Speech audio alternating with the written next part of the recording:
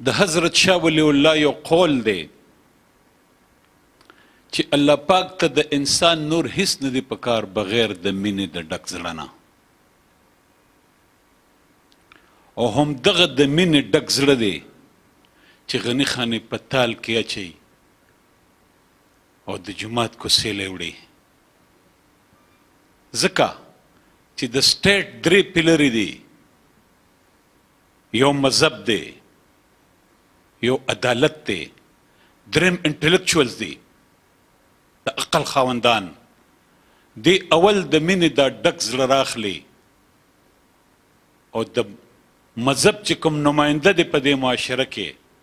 ملا دی، نو زړه مې واچو په تال کې او د ملا کوڅې له لاړم. زړه مې واچو په تال کې د جومات کوڅې له لاړم، د ملا په خپو مې کېښو ما وې دا مې صدقه. هغه سره د مینې د ډک زړه نه علاوه هغې ملنګ سره نور څه او هغه څیز یې واغه شي کوم د خدای خوښو، څنګه چې حضرت شاه ولی الله وایي چې خدای ته د انسان نور هیڅ نه دی پکار بغیر د مینې د ډک زړه نه. نو دی وایي چې زړه مې واچو په تال کې او د جومات کوڅې له لاړم، د ملا په خپو مې کېښو ما وې دا مې صدقه ده. دا چې څومره زه پوهېږم په طه او په یاسین،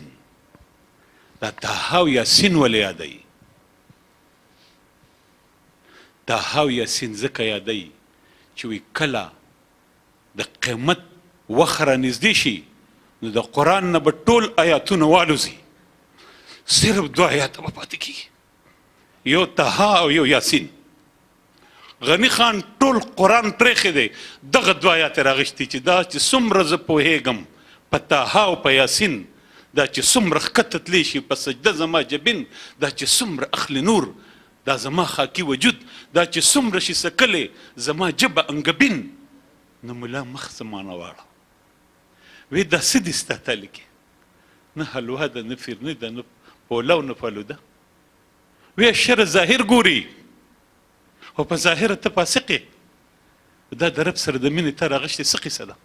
یره د قهار نه د ایمان اصلي څه ده او د جنون د جانان ستا څه عجبه فلسفه ده؟ یره یوه خلک د خدای نه خلک یروه، تم د خدای نه یریږه. بس دا تا د مینې څه قیصه شروع کړې ده وایي. او ورته وایي چې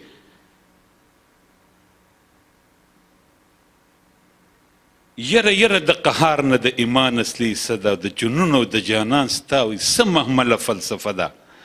وایي زړه د کیک د په سینه کې مینه د مینې دا ډک زړه د په سینه کې کېده، زړه د کیک د په سینه کې دلته رنګ او لباس راوړه، ستا شراب دلته حرام دی، شربت راوړه ګیلاس راوړه. ما خپل تال ډک د خوبونو د قاضي دربار له یوړه، دلته مایوسه شو،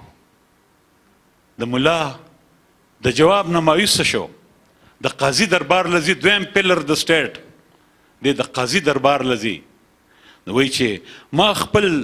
تال ډک د خوبونو د قاضي دربار له یوړه، ړوکې لال مې راوچت که تارخانې او مار له یوړه.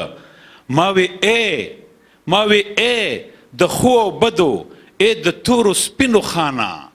د ډالۍ زما قبوله او په نامه کړه د جانان. دا مې خدای له د مینې دا ډک زړه راوړی، دا قبول کا. قاضي کېناسته په تخپل، قاضي خوار ته څه پته ده؟ قاضي خو تور اینی او سپین اینی چې دا تور دی او دا سپین دی. هغه ورته وایي چې دا ته چې څه زما نه غواړې دا زما سره نشته، زه خو تور وینم او سپین وینم، بس زما دغه قصه ده، زما خو دغه ژوند دی.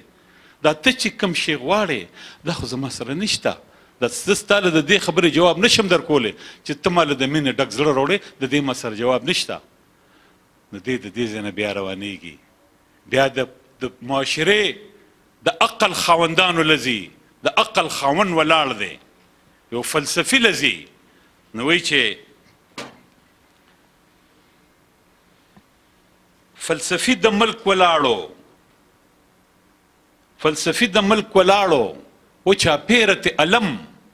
او د خود سپین مشال په لاس کې، جدا کول زیات او کم